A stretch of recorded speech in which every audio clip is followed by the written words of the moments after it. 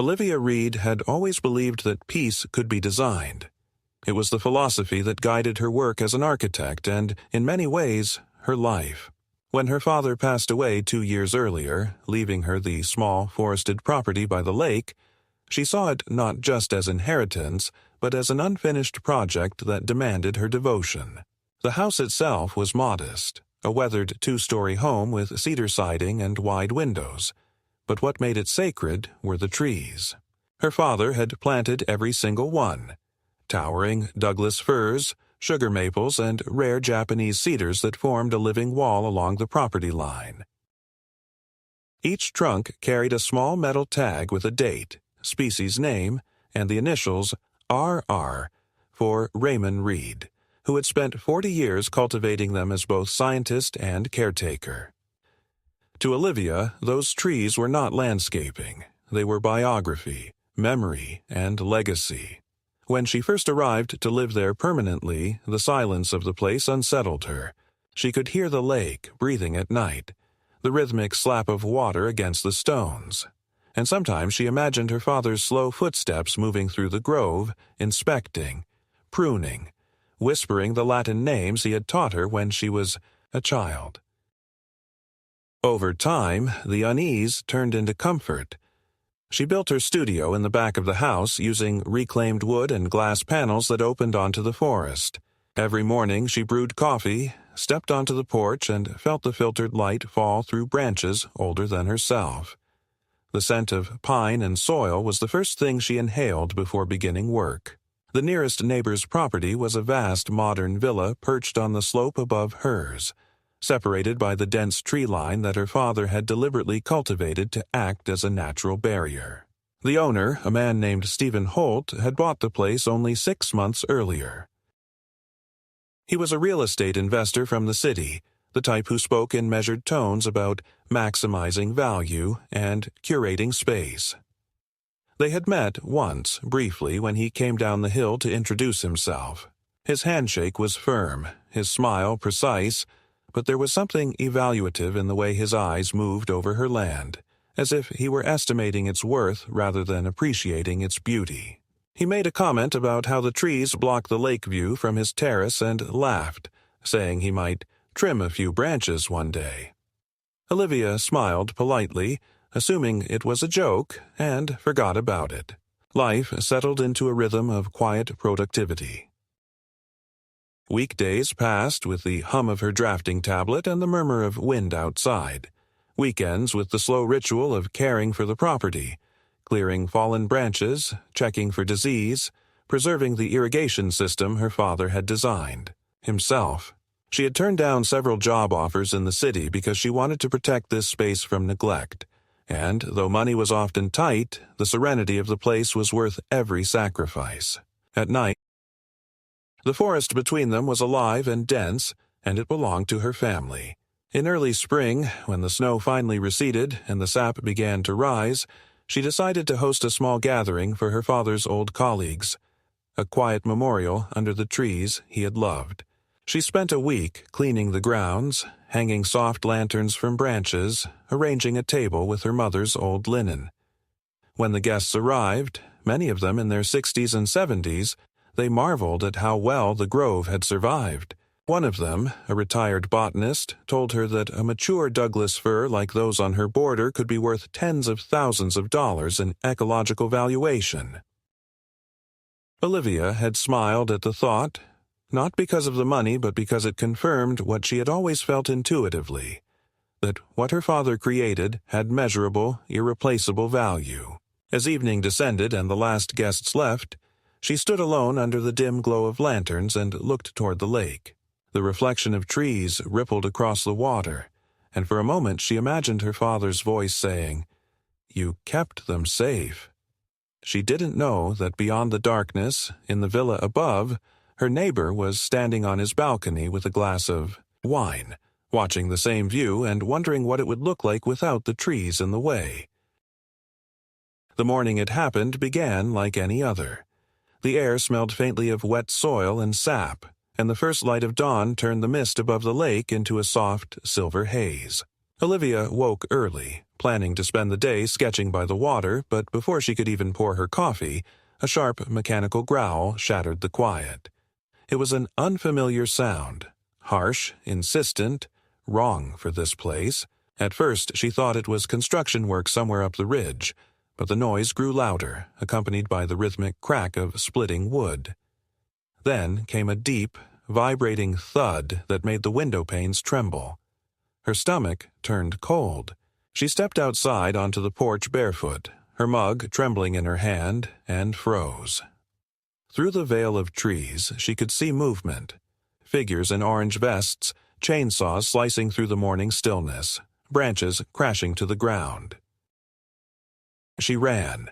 Her breath caught as she sprinted across the damp grass and toward the border of her property, shouting before she even reached the edge of the grove.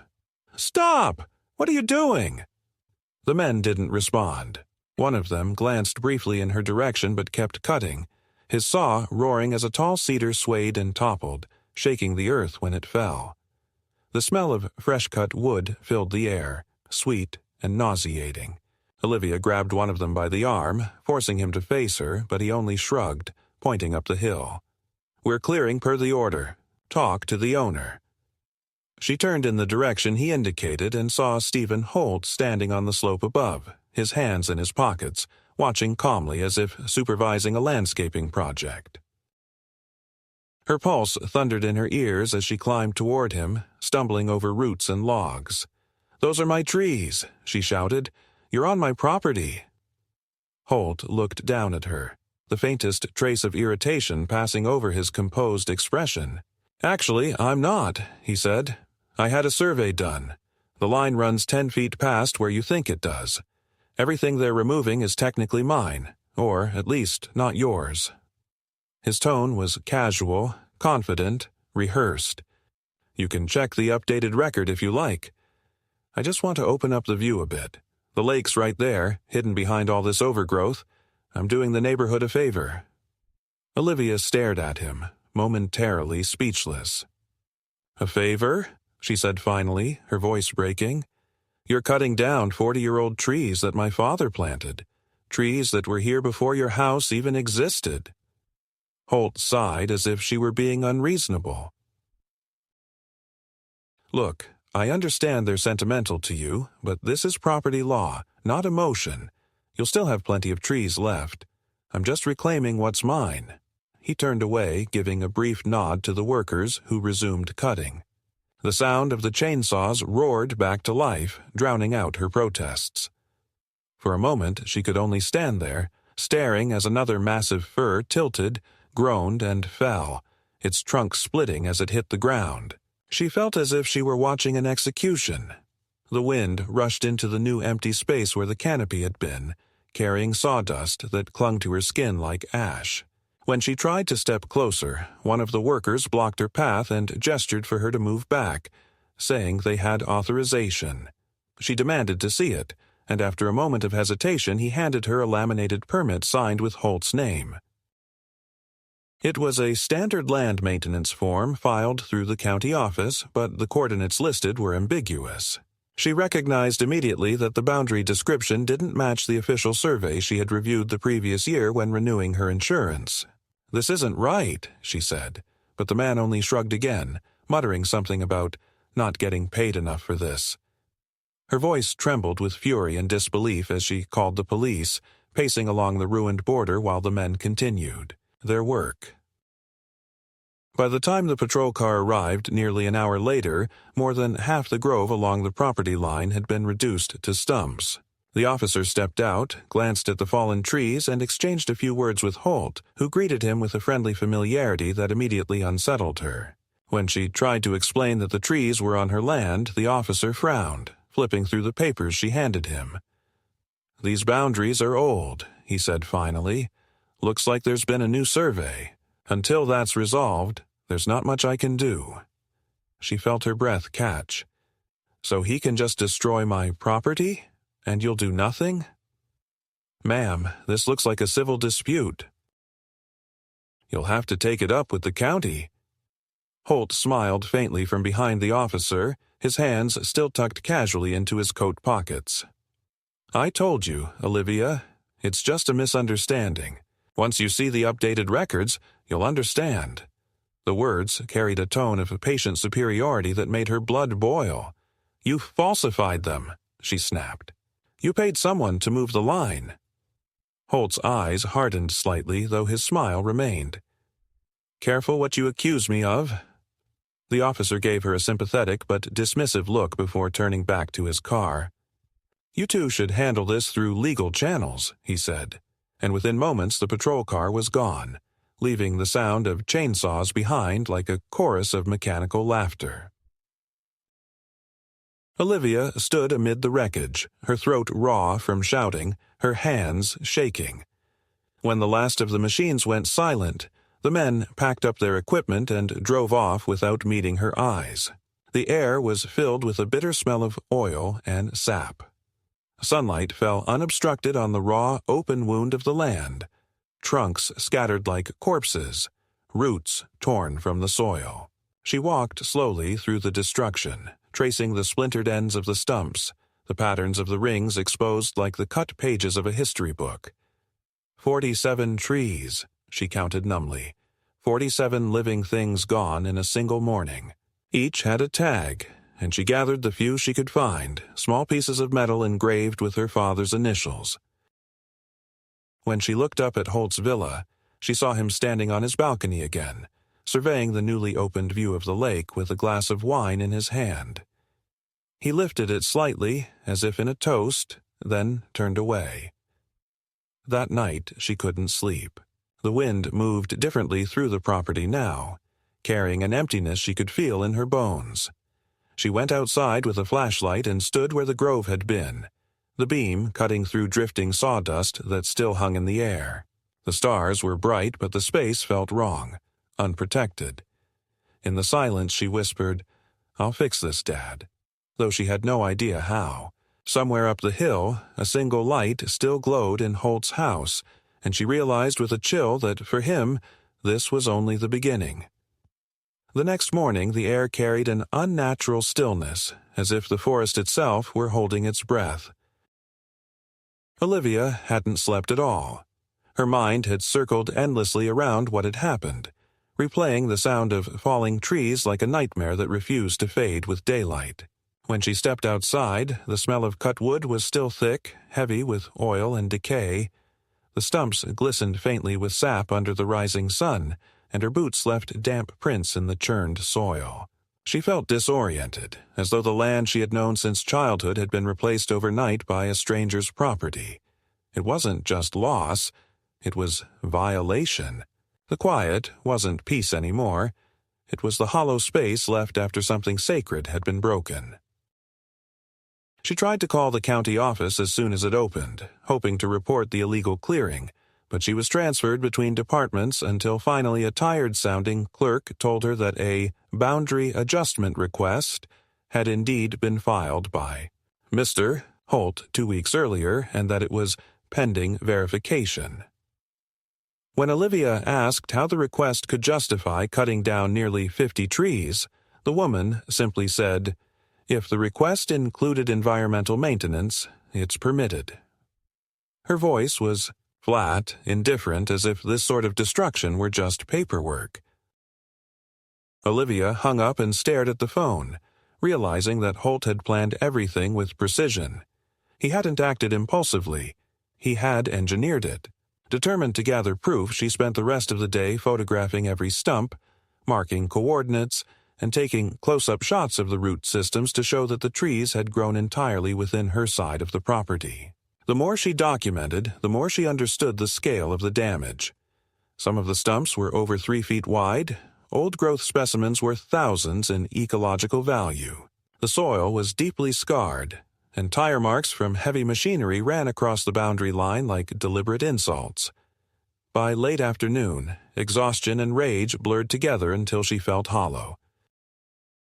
She sent all the photographs to her lawyer friend, Alice, who replied within an hour suggesting she contact a property litigation specialist immediately. "He's building a case before you even start," the message warned. "Don't talk to him directly." But Holt was already waiting. That evening, as she returned from the post office after sending certified copies of her evidence to multiple agencies, she saw him standing near the edge of her driveway, dressed in a crisp navy jacket and leather gloves, looking perfectly composed. His SUV was parked just behind him, its engine idling softly.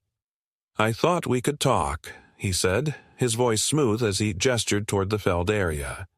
"No need for hostility. I realize yesterday was emotional." Olivia didn't move closer.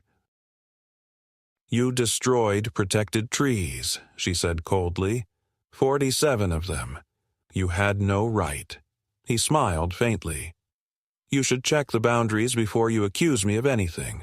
I've already spoken with the surveyor and everything's in order. But I didn't come here to argue. I came to offer a solution." From his jacket pocket he pulled an envelope and held it out to her. She didn't take it. "Compensation," he continued. $10,000. It covers the removal costs and what you might consider sentimental loss. We can both move on." She laughed, a sharp, incredulous sound that surprised even her. 10,000? That doesn't even cover one tree, let alone the destruction you caused. You think you can buy silence." His expression hardened for a fraction of a second before he recovered his calm demeanor. "I'm trying to be civil. Lawsuits are expensive." "I assumed a reasonable person would prefer closure." She felt the blood rush to her face. "You assumed wrong." He looked at her for a long moment, the silence stretching into something almost menacing. Then he slipped the envelope back into his pocket, gave a small nod, and said softly, "Be careful with your accusations. The county takes defamation seriously." Without waiting for an answer, he turned and walked back to his car. From her upstairs window she saw trucks pulling in near the border, their engines humming.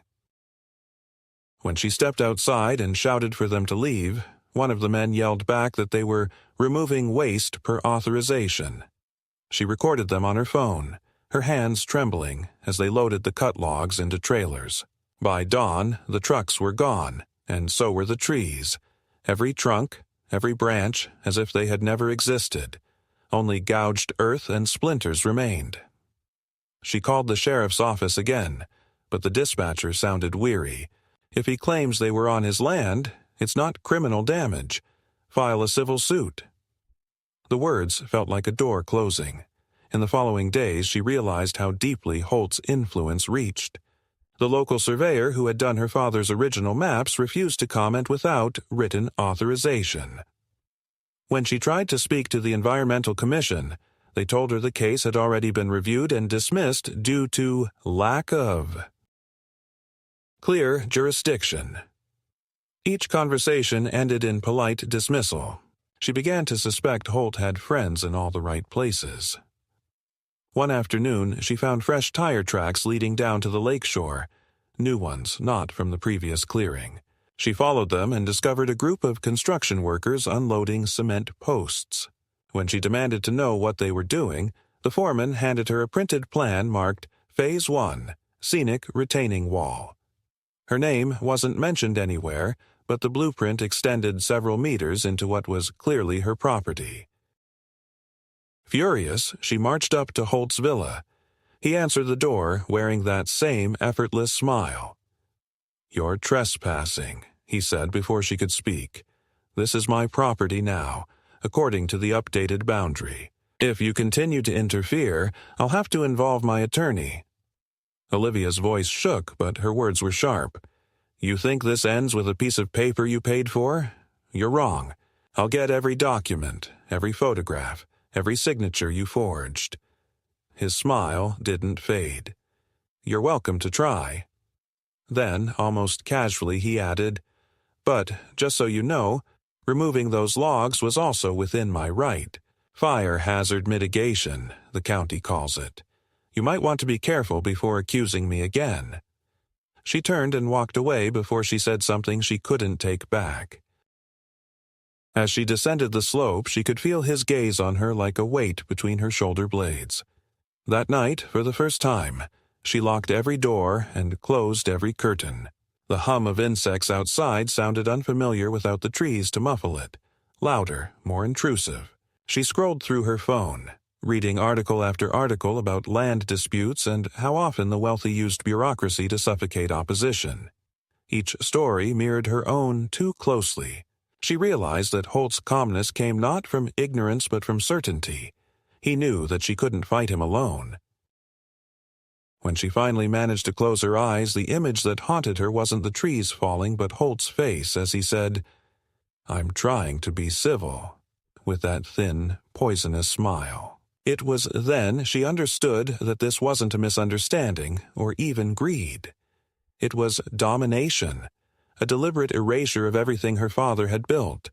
One tree, one law, one lie at a time. 2 weeks passed before Olivia felt her fury harden into something sharper, colder, and more disciplined. The shock had burned away, leaving focus in its place. She realized that grief alone would change nothing. If she wanted to win, she had to turn what she felt into evidence. Holt was too careful, too rehearsed, and he had clearly anticipated that she would protest. Every smug phrase of his, "I'm trying to be civil. You might want to be careful," echoed in her mind like a blueprint of his arrogance. She spent her nights reading about property law, surveying ordinances and environmental statutes, tracing through dense paragraphs of legal language until her eyes ached. She created folders labeled Evidence AD, filling them with photos, maps, and every communication she had ever had with the county. By the end of the second week, her dining table was covered in documents, her laptop surrounded by open notebooks and half-drunk cups of coffee. The quiet house, once a sanctuary, now felt like a command center. On the third Monday, she drove into the city to meet a property attorney named Maya Trent, whose name had been recommended by a retired colleague of her father's. Maya was in her mid-40s, with sharp brown eyes that seemed to miss nothing, and a tone that combined warmth with relentless logic. As Olivia unfolded the story, showing her photographs and the altered survey Holt had used, Maya listened in silence, occasionally taking notes. When Olivia finished, there was a long pause before Maya said, "You realize what he's done isn't just encroachment.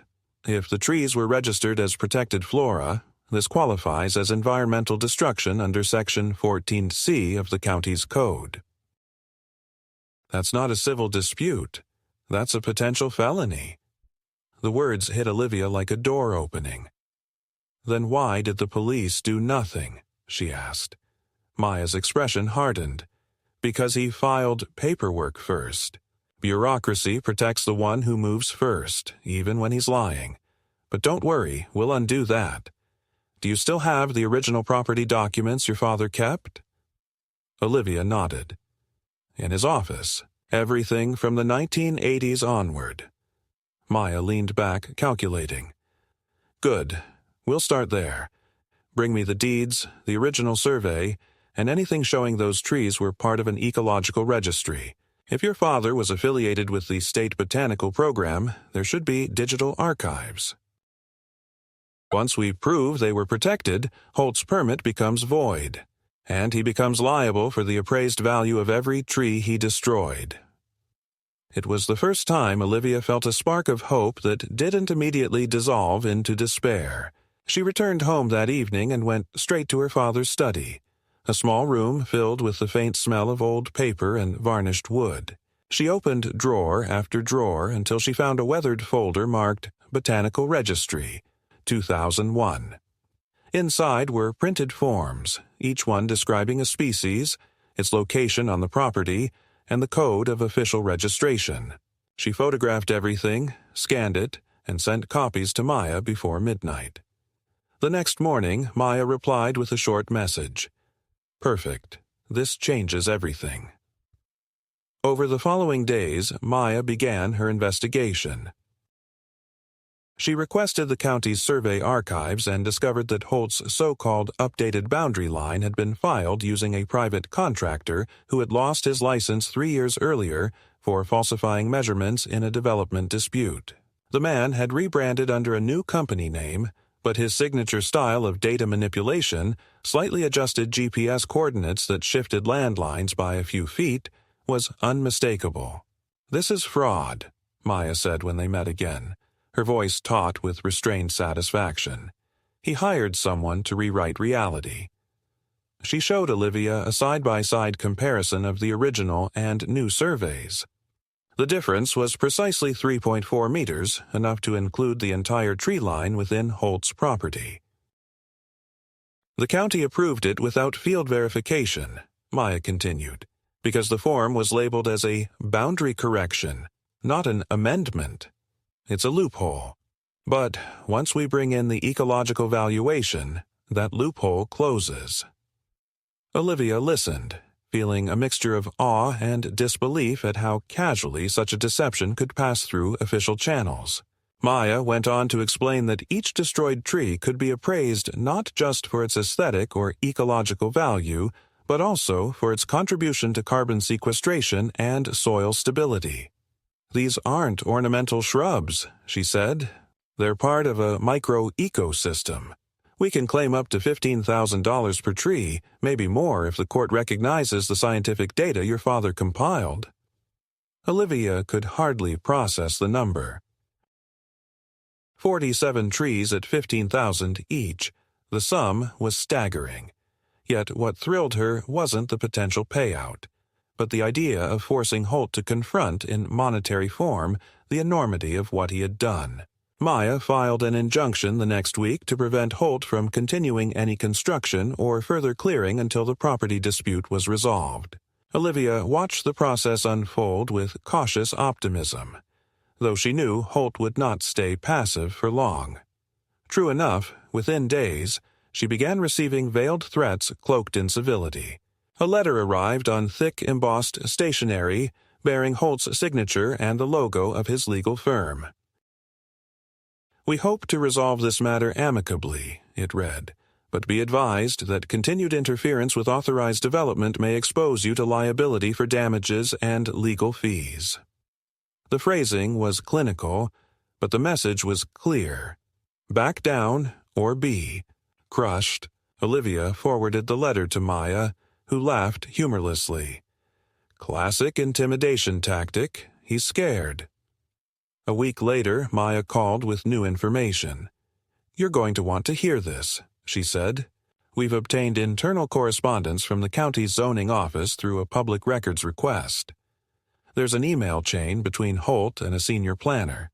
He didn't just file paperwork, he lobbied for it. He told them you were planning to sell the property and that you verbally consented to the boundary adjustment. They approved it based on that false statement." Olivia felt her hands go numb. "He lied to the government." "Yes," Maya said, "and that's where we strike." The following days blurred into a rhythm of strategy sessions, document reviews, and witness calls. Olivia tracked down her father's old colleagues from the Botanical Society, several of whom were willing to testify that the grove was part of an environmental study area protected under state preservation guidelines. One elderly professor even had photographs from decades ago showing the saplings being planted along the very line now in dispute. The evidence began to weave itself into a solid case, piece by piece. And yet, even as she felt progress, she couldn't escape the sense that Holt was still ahead somehow. His arrogance came from certainty, and certainty usually meant influence. Her suspicion was confirmed one gray afternoon when she returned from the city to find a white envelope taped to her door, bearing the seal of the Environmental Review Board. It informed her that a complaint had been filed against her property for soil destabilization and runoff hazards caused by improper land maintenance following unauthorized vegetation removal. She read it twice, stunned. The language mirrored phrases Holt himself had used during their argument. Fire hazard mitigation, overgrowth control. He had turned her own devastation into a weapon. Furious, she called Maya. "He's accusing me of causing the damage he created." Maya sighed audibly. "It's a deflection. He's trying to create noise so the court gets bogged down in side issues. Don't respond directly. I'll handle it." That night, Olivia sat at her father's desk, the letter lying beside the folder of botanical records. The house was silent except for the wind moving through what remained of the trees. She thought about Holt in his villa, drinking wine by the wide open view he had stolen, and for the first time, she didn't feel powerless. She felt dangerous. The next morning, she sent Maya one final document she had found in an old envelope, a copy of a county letter from 15 years earlier, confirming the property's exemption from any future subdivision or modification under environmental protection. Zoning.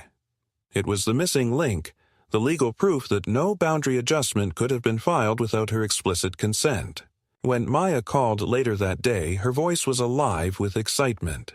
"This is it," she said. "We're filing the main claim tomorrow. He's done."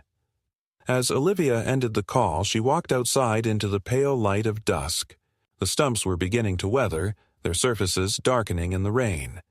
The destruction no longer looked fresh, but it wasn't fading either. It was fossilizing into evidence.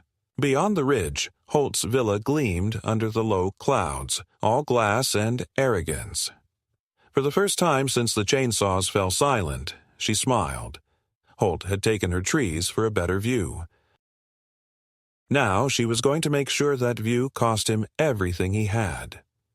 The weeks leading up to the hearing unfolded with a strange, almost cinematic intensity, as if Olivia were living inside a story whose tone shifted daily between hope and dread. The injunction had stopped Holt's construction, but it had also drawn him fully into battle. He was no longer pretending to be courteous. His mask of polite indifference had been replaced by something colder and more strategic. The first sign of escalation came in the form of noise. Heavy machinery appeared again on the ridge above, this time on the far side of his property, where new foundations were being dug. The vibrations traveled through the ground into Olivia's walls, subtle but constant, like a reminder that he was still there, still expanding, still winning in his own way. She began to feel as though the entire landscape had become his language, a slow, grinding assertion of dominance. Maya warned her that he would try to provoke her before court, to bait her into overreaction that could be used against her. "He'll want you angry," she said. "He'll want you to look unstable. Don't give him that." But it was hard to stay composed when every day brought some new act of quiet aggression. One morning, Olivia found a notice of environmental violation pinned to her fence, claiming she had failed to manage erosion control on steep-grade property.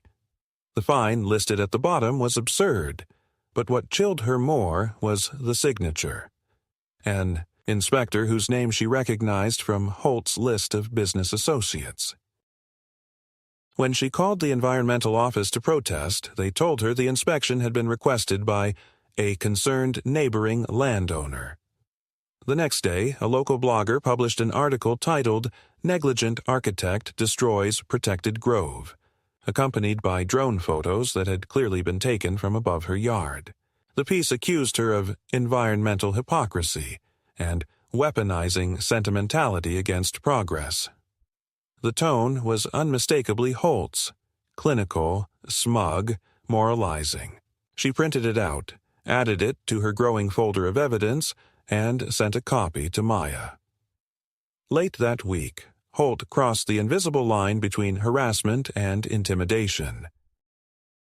Olivia returned home one evening to find her mailbox stuffed with photocopied flyers advertising prime lakeside development opportunity, now rezoned for expansion.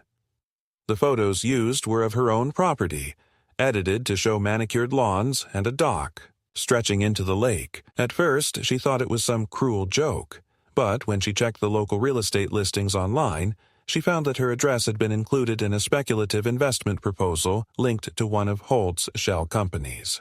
He was trying to make it look as if she had agreed to sell, a tactic to confuse potential witnesses and undermine her credibility. The realization left her shaking with anger. She called Maya immediately, her voice trembling. "He's pretending my property's on the market." Maya's tone was calm but hard. "That's defamation and fraudulent advertising."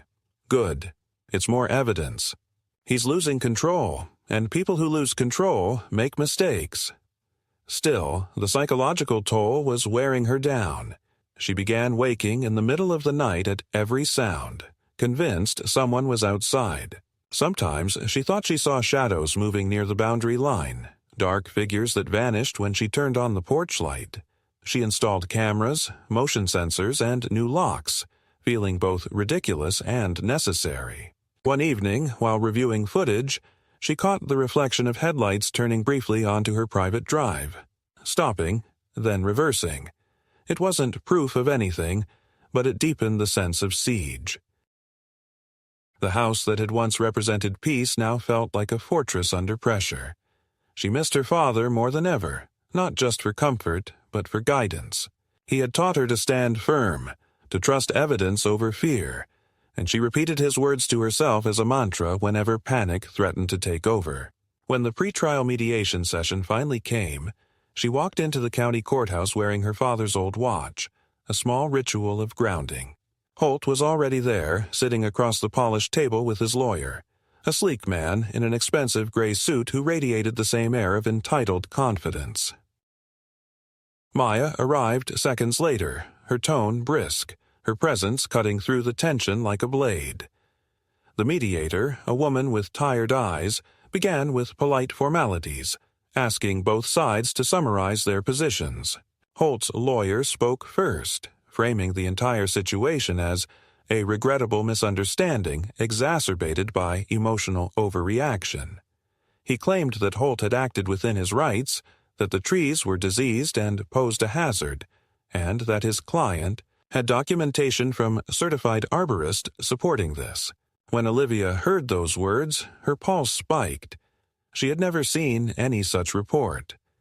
Maya calmly interrupted, requesting copies of the documents which the lawyer promised to provide at a later date. Then it was Maya's turn. Her voice was steady, deliberate, and utterly professional. She laid out the case like a surgeon describing an operation, each step precise, irrefutable. She cited the Ecological Registry, the fraudulent surveyor, the zoning exemption, and the environmental valuation of the destroyed trees. When she finished, the mediator sat in silence for several moments before saying quietly, "That's substantial evidence." Holt shifted slightly in his chair, his composure cracking for the briefest instant. He leaned forward, his voice still smooth but with an edge of impatience. "This has gone far enough. I've made generous offers to resolve this. What Ms. Reed wants isn't justice, it's revenge." Olivia met his gaze and said evenly, "What I want is for you to stop pretending theft is generosity." The room went still. The mediator tried to steer them back to civility, but the atmosphere had changed. The veneer of politeness was gone. Holt's lawyer ended the session abruptly, claiming no possibility of resolution. As they left, Holt paused beside Olivia, lowering his voice so only she could hear. "You think you've won something," he said softly. "You haven't seen what losing feels like yet." That night, a storm swept over the lake, heavy rain drumming on the roof as wind howled through the mutilated grove. Olivia sat by the window, watching lightning flare across the water, each flash illuminating the empty stumps like gravestones. She thought of Holt's words, of his quiet menace, and realized he meant them literally. The next morning, she found one of her young maples near the house cut cleanly through at the base, its trunk left lying across her driveway. The cut was too smooth to be accidental, too deliberate to ignore. She called Maya, who told her to document it but not react publicly. "He's baiting you again," she said. "We'll add it to the claim. Let the evidence speak." Despite the fear and exhaustion, Olivia began to feel something almost like clarity. Holt had turned the conflict into a war of attrition, but in doing so, he had revealed his desperation. Every false complaint, every vandalized tree, every smear online added weight to her side. Maya's case file was now over 200 pages thick, a monument of meticulous fury. The court date was set for late spring, and as the days counted down, the tension around the lake seemed to grow dense, tangible, as if even the weather understood what was coming.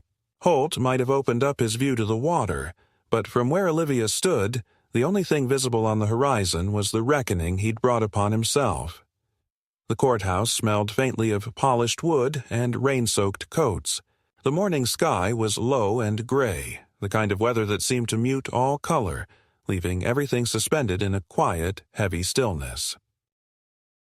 Olivia sat at the plaintiff's table beside Maya, her palms pressed flat against the smooth surface, grounding herself.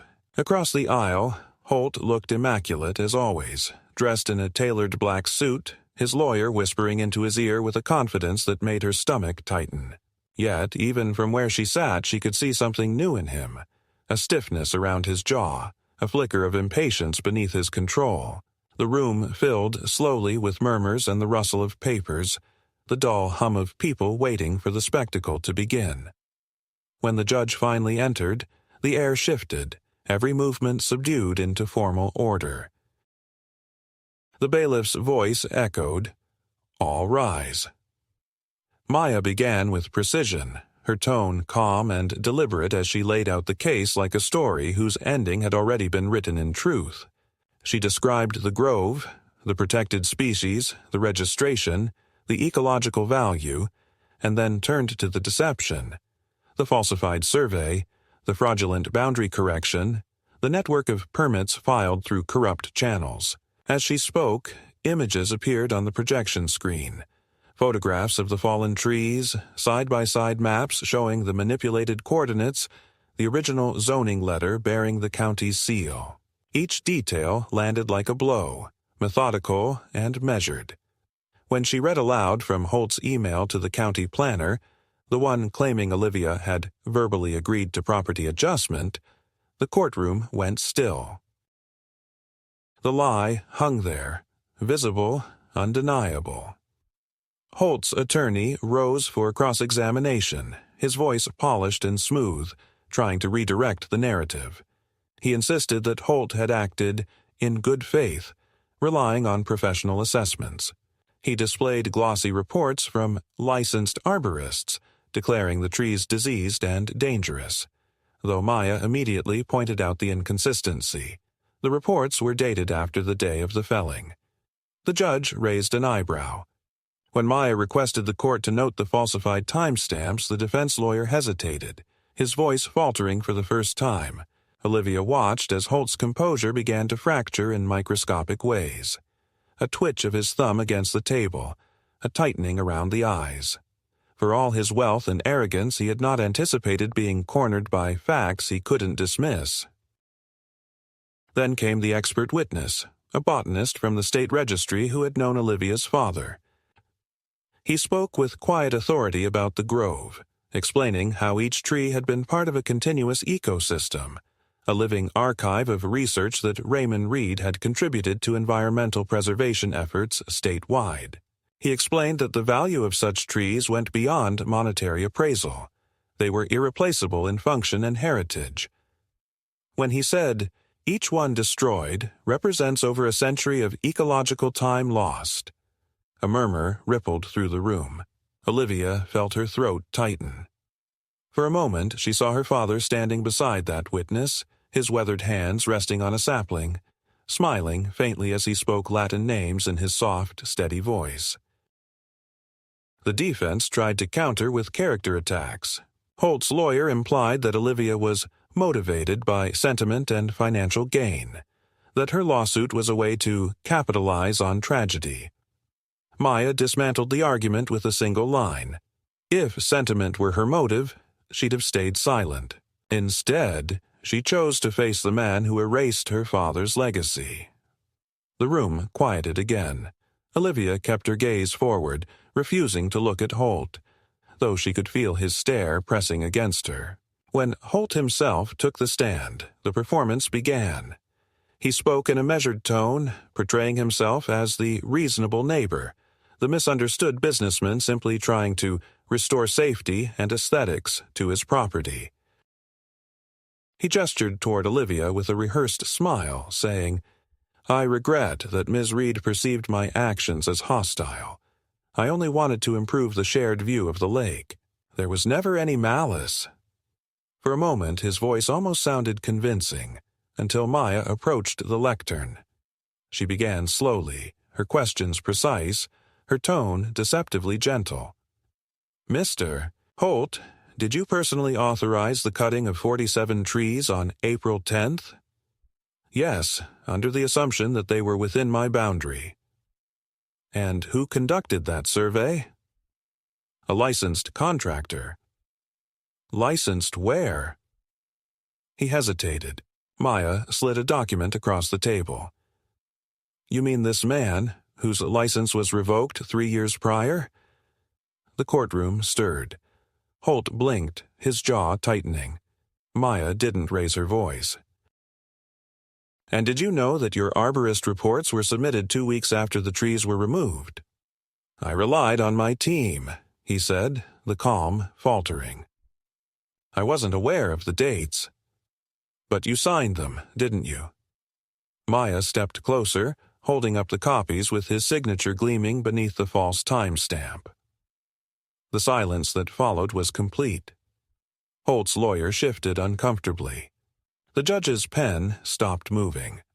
By the time closing arguments began, the case felt less like litigation and more like revelation. Maya spoke not of vengeance but of accountability, of what it means to protect something irreplaceable against those who treat the world as property to be adjusted. Her voice carried through the room with a gravity that made Olivia's chest ache. When she finished, even the judge paused before speaking, as if giving the words space to settle. The verdict came after a recess that felt endless. When the judge returned, his tone was measured but unmistakably firm. He declared Holt's actions unlawful, the boundary amendment invalid, and the destruction of the grove an act of willful environmental damage. He ordered full restitution, $705,000 in damages, along with the restoration of the property and an official referral for criminal investigation regarding falsified documents. For a moment, Olivia couldn't move. The courtroom seemed to blur, voices fading into the background. Maya touched her arm lightly, grounding her. Across the aisle, Holt sat frozen, color drained from his face. The weight of his certainty had collapsed in on itself. The judge's gavel struck once, the sound echoing like a heartbeat through the chamber. Olivia exhaled slowly, her first steady breath in months. Outside, the rain had stopped, and through the tall courthouse windows, a pale line of sunlight broke across the clouds, illuminating the world as if it, too, had been waiting for this moment of justice. The weeks after the verdict passed like the slow unfolding of a long-held breath. For the first time in months, Olivia woke without the immediate knot of dread in her stomach. The silence around her house had changed again. No longer hollow, no longer haunted by the sound of saws or the echo of anger. It was the kind of quiet that feels earned, fragile yet whole. The lake shimmered beneath the early summer light, and where the grove once stood, young saplings had begun to take root. She had planted them herself, with help from volunteers sent by a conservation group that had read about her case in the paper. They came with gloves and shovels, strangers who spoke softly as they worked, as if aware that the ground beneath them held something sacred. Olivia guided them with gentle precision, showing them where her father's maples and firs had once stood, and together they rebuilt the outline of the forest, one seedling at a time. The lawsuit had drawn wide attention. Local news framed it as a symbolic victory for private landowners and environmental preservation, while national outlets treated it as an emblem of corporate arrogance undone by persistence. Olivia avoided interviews as much as she could, though one journalist managed to visit and asked what the win meant to her. She had thought for a long time before answering. "It doesn't bring the trees back," she had said quietly, "but it makes people think before they take something that isn't theirs. And maybe that's enough." When the article came out, the quote appeared beside a photo of her standing among rows of saplings, her hair wind-blown, her hand resting lightly on a small cedar barely taller than her knees. The image went further than she expected. Online, in environmental journals, even in a few architectural magazines that spoke about the merging of heritage and design. As for Holt, he sold his villa 2 months after the ruling.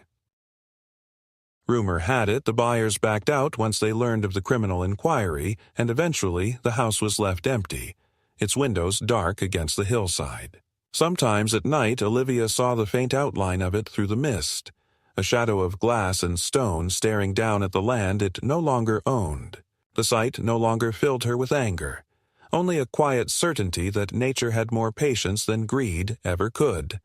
The stumps, once raw wounds in the soil, were slowly dissolving under moss, while the new growth pressed upward, defiant and alive. One evening she walked to the edge of the property with a cup of tea, stopping where her father's oldest fir had once stood. The wind carried the scent of rain and earth, the faint rustle of young leaves whispering against one another. She closed her eyes and imagined his voice again, steady and calm, saying that every living thing deserves to keep its place in the world. When she opened them, the reflection of the new trees shimmered across the lake, faint but real. Holt had wanted a better view. She finally had one too, though it was different from what he had imagined. It wasn't a view of possession, but of endurance, of something broken that had learned to grow again. And as dusk settled, Olivia understood that her father's legacy had survived not just in the land, but in her, the architect who had learned that some things are worth rebuilding, no matter how many times they are cut down.